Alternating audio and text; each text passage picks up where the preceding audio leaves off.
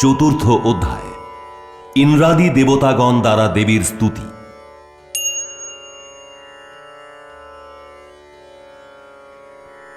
সিদ্ধিকামী পুরুষগণ সেবিতা, দেবগণ পরিবৃতা জয়া নামধারিণী দুর্গা দেবীর ধ্যান করবে।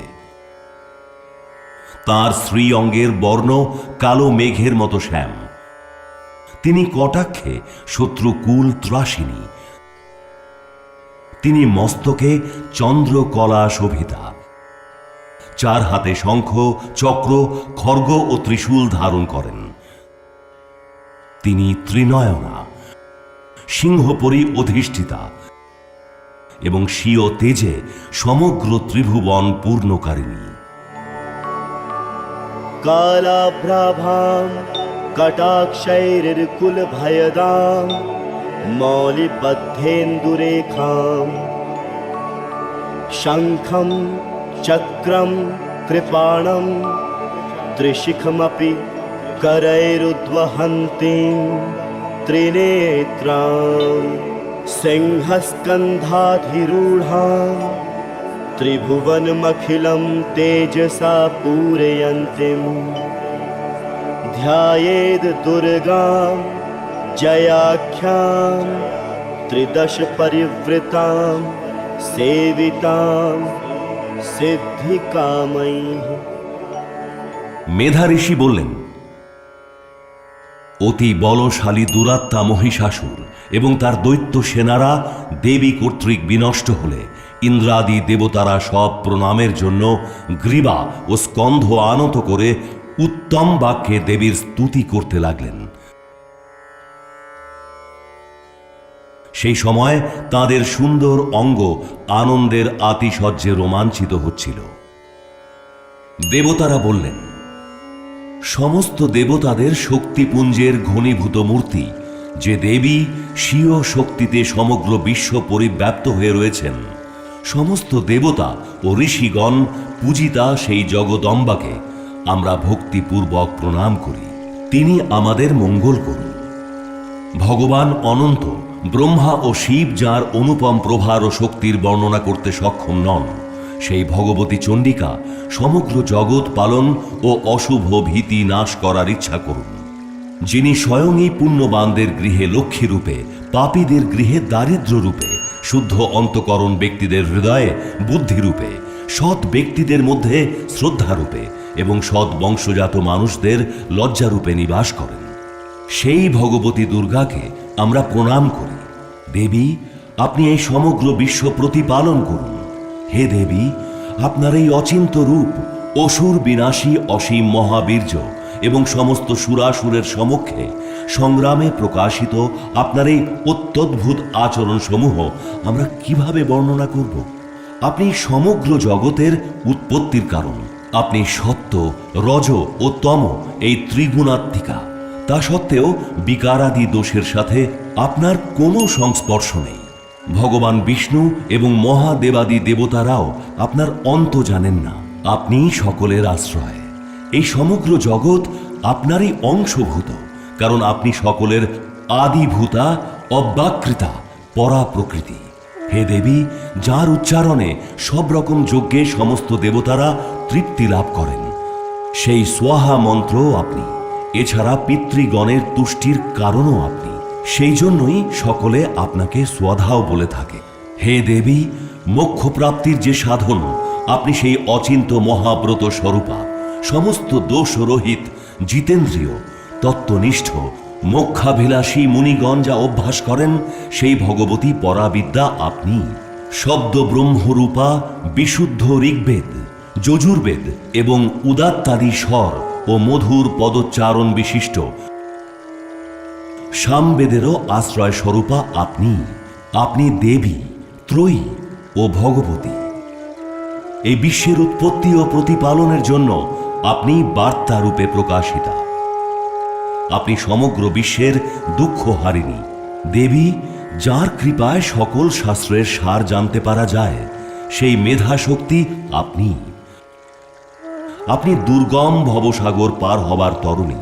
দুর্গা দেবীও আপনি। কোনো কিছুতেই আপনার আসক্তি নেই।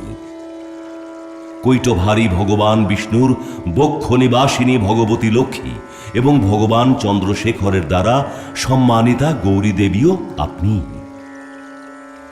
আপনার মৃদু হাস্যময় নির্মল পূর্ণ চন্দ্রবিম্ব অনুকারিণী এবং উত্তম স্বর্ণপ্রভাতুল্য মনোহর কান্তিতে কমনীয় মুখমণ্ডল দেখেও মহিষাসুর ক্রুদ্ধ হয়ে সহসা সেই বদনমণ্ডলের ওপর প্রহার করেছিল। এটা বড়ই আশ্চর্যের ব্যাপার।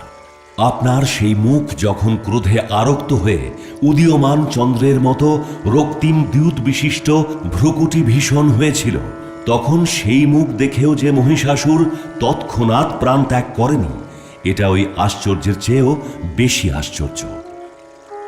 কারণ ক্রুদ্ধ যমরাজকে দেখে কে জীবিত থাকতে পারে?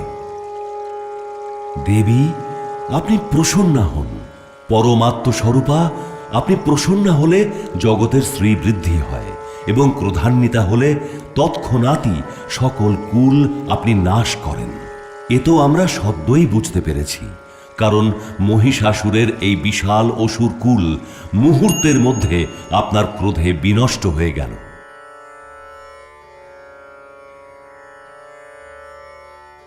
সদা অভীষ্ট প্রদায়িনী, আপনি যাদের ওপর প্রসন্ন হন তারা সর্বত্র সম্মানিত, তাদের ধন যশ বৃদ্ধি পায়, তাদের ধর্ম কর্ম কখনো হ্রাস পায় না এবং তারা আত্মীয় স্বজন স্ত্রী পুত্র ভৃত্যাদি সহ নিরাপদে থাকে এবং তারাই ধন্য বলে গণ্য হয়।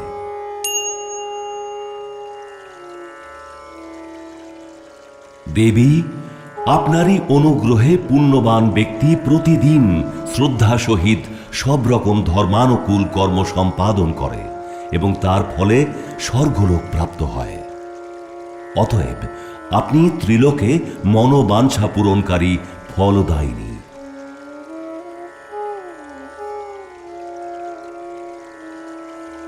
মা দুর্গে, সংকটকালে আপনাকে স্মরণ করলে আপনি সকলের ভয় দূর করেন এবং বিবেকী পুরুষ দ্বারা চিন্তন করলে আপনি তাদের শুভ বুদ্ধি প্রদান করেন। দুঃখ দারিদ্র ও ভয় হারিনি হে দেবী, আপনি ছাড়া অন্য আর কে আছে যে সকলের মঙ্গলের জন্য সদাই দয়ার্দ্র থাকে? দেবী, এই অসুরদের বধ করলে জগৎ শান্তি লাভ করবে এবং এই অসুরেরা চিরকালের জন্য নরক ভোগজনক পাপ কর্ম করতে থাকলেও এখন এই সম্মুখ সমরে মৃত্যু লাভ করে এদের স্বর্গপ্রাপ্তি হবে। এই মনে করে নিশ্চয়ই আপনি শত্রুদের বধ করেছেন। আপনি অসুরদের ওপর শস্ত্রপাত কেন করেন? দৃষ্টিপাত মাত্রই আপনি সমগ্র অসুরদের সংহার কেন করেন না? এর এক গূঢ় কারণ আছে।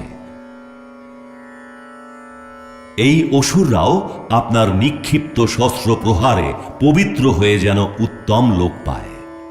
তাদের প্রতি আপনার এ এক বিশিষ্ট রকম উদার অনুগ্রহ। হে দেবী, খড়গের তেজ রাশির ভয়ঙ্কর দীপ্তিতে এবং আপনার ত্রিশূলের অগ্রভাগের থেকে নির্গত ঘনীভূত জ্যোতিপুঞ্জের তেজে অসুরদের চোখ যে নষ্ট হয়ে যায়নি, তার কারণ এই যে তারা সেই সময় আপনার মনোহর জ্যোতির্ময় মুখচন্দ্রিমা দর্শন করছিল। দেবী, আপনার শীল অর্থাৎ স্বভাবই হচ্ছে দুরাচারীদের দুষ্ট প্রবৃত্তি দমন করা। আপনার রূপ অচিন্তনীয় ও অতুলনীয়। আপনার শক্তি ও পরাক্রম দৈত্যদেরও বিনাশক, যারা দেবতাদের শৌর্য বীর্যকেও নষ্ট করে দিয়েছিল। শত্রুদের প্রতি একমাত্র আপনি এই রকম দয়া প্রদর্শন করেন। হে বরদে দেবী, আপনার এই শৌর্য বীর্যের তুলনা আর কার সঙ্গে হতে পারে? আবার শত্রুদের ভীতি উৎপাদনকারী এবং এত মনোরম এই সৌন্দর্যই বা কার আছে? হৃদয়ে কৃপা এবং যুদ্ধে নিষ্ঠুরতা, এই দুয়েরই একত্র অবস্থিতি এই ত্রিলোকে কেবল আপনার মধ্যেই দেখা গেছে। মাতো, শত্রুদের বিনাশ করে আপনি এ ত্রিভুবন রক্ষা করেছেন। এই শত্রুরাও আপনার হাতে নিহত হয়ে স্বর্গলোক প্রাপ্ত হয়েছে এবং উন্মুক্ত অসুরদের ভয়ের থেকেও আমাদের বাঁচিয়েছেন। আপনাকে প্রণাম। দেবী, আপনি শূল দিয়ে আমাদের রক্ষা করুন।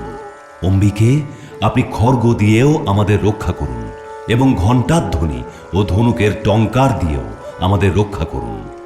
হে চণ্ডীকে, পূর্ব, পশ্চিম ও দক্ষিণ দিকে আমাদের রক্ষা করুন এবং হে ঈশ্বরী, ত্রিশূলের সঞ্চালন দ্বারা উত্তর দিকেও আমাদের রক্ষা করুন। ত্রিলোকে আপনার যে সকল সুন্দর ও ভয়ঙ্কর মূর্তি বিরাজিত, সেই সব দিয়েও আপনি আমাদের তথা এই ভূলোককে রক্ষা করুন। হে অম্বিকে, আপনার করপল্লবে শোভিত খড়গ, শূল ও গদা প্রভৃতি যে সকল অস্ত্র আছে, সে সবগুলি দিয়ে আপনি সর্বদিকে আমাদের রক্ষা করুন। মেধা ঋষি বললেন, এইভাবে জগন্মাতা দুর্গাকে সব দেবতারা মিলে স্তব করলেন এবং স্বর্গের নন্দন কাননের দিব্য পুষ্প এবং গন্ধচন্দন আদি দিয়ে তাকে পূজা করলেন। তারপর সকলে মিলে যখন ভক্তি ভরে দিব্য ধূপ সমূহের সুগন্ধ নিবেদন করলেন, তখন দেবী প্রসন্ন বদনে প্রণত দেবতাদের বললেন। দেবী বললেন, হে দেবগণ, তোমরা সকলে আমার নিকট হতে তোমাদের অভিলাষিত বর প্রার্থনা করো। দেবগণ বললেন, হে দেবী ভগবতী, আপনি আমাদের সব ইচ্ছাই পূর্ণ করে দিয়েছেন, এখন আর কিছুই বাকি নেই, কারণ দেব শত্রু এই মহিষাসুর বধ হয়ে গেছে। হে মহেশ্বরী, তবুও যদি আপনি আমাদের বর দিতে ইচ্ছা করেন, তাহলে আমরা যখনই আপনাকে স্মরণ করব, আপনি তখনই আবির্ভূতা হয়ে আমাদের মহা সংকট থেকে পরিত্রাণ করবেন। আপনি আমাদের এই বর দিন। তথা হে অমলাননা দেবী অম্বিকে, যে মানুষ এই স্তোত্র দ্বারা আপনার স্তব করবে, তার বিত্ত, সমৃদ্ধি ও বৈভব দানের সাথে সাথেই তার ধনসম্পদ ও স্ত্রী পুত্রাদি বৃদ্ধির জন্য আপনি সর্বদাই আমাদের প্রতি প্রসন্ন থাকুন। মেধা ঋষি বললেন, হে রাজন, দেবতারা যখন নিজেদের তথা জগৎ কল্যাণের জন্য ভদ্রকালী দেবীকে এইভাবে প্রসন্ন করলেন, তখন দেবী ভদ্রকালী তথাস্তু বলে অন্তর্হিতা হলেন। হে মহারাজ, ত্রিলোকের হিতকারিণী দেবী পুরাকালে দেবতাদের শরীর থেকে যেভাবে আবির্ভূতা হয়েছিলেন, সে সব কাহিনী তোমাকে শোনালাম। আবার দেবতাদের উপকারিণী সেই দেবী দুষ্ট দৈত্যদের তথা শুম্ভ নিশুম্ভকে বধ করার জন্য এবং ত্রিলোকের রক্ষণার্থ গৌরী দেবীর শরীরে যেভাবে আবির্ভূতা হয়েছিলেন, সেই সব প্রসঙ্গ এখন আমার কাছে শোনো। সেই কাহিনী আমি তোমার কাছে যথাযথ বর্ণনা করছি।